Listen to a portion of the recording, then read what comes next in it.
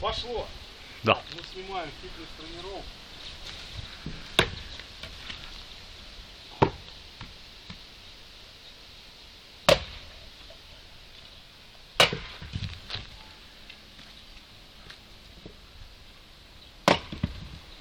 Так вот там рубай.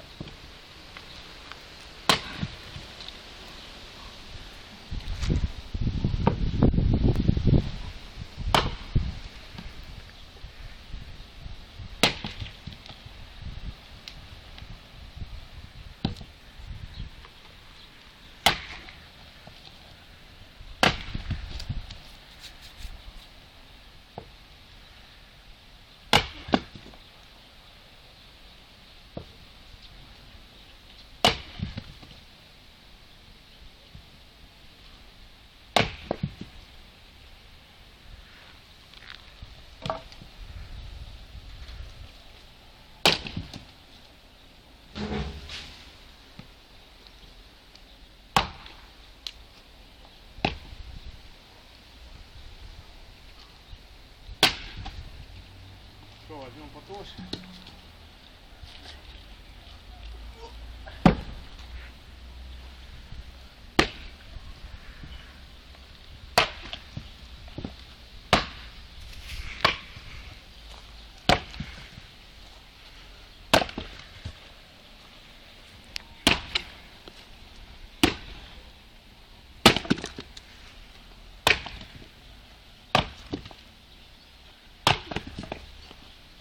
Вот, Тёма, смотри, как у меня получилось.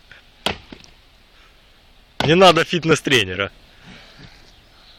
Не, ну, тренера мы не забываем. Славе привет.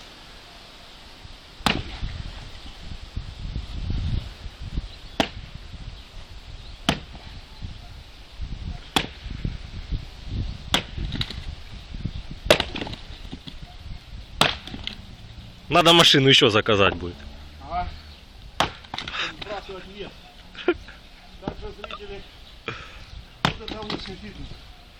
Рубим дрова бесплатно.